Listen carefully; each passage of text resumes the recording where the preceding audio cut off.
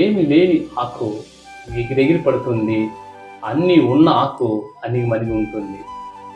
నిండు కుండ తొనకదు అన్న ఈ సామెతలు వినయ సుగుణాన్ని తెలియజేస్తున్నాయి.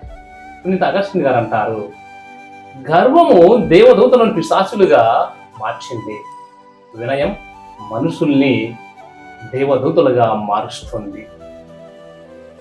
విద్యార్థుల్లో వినయం విద్యకు, యువతరంలో వినయం కార్యనిర్వహణకు, పెద్దల్లో వినయం అనుభవానికి గుర్తులుగా ఉన్నాయి. కనుక మనిషి పుట్టినప్పటి నుంచి తనువు సాధించే వరకు వినయపూరిత పనులు చేస్తే అతని జీవిత విలువను అవి పెంచుతాయి. సామెతలు 22:4. వినయము దైవభీతి గలవారు సంపదలు, గౌరవము, దీర్ఘ ఆయువును పొందుదురు. కనుక స్నేహితులారా, వినయ సుగుణాన్ని అలవర్చుకుందాం.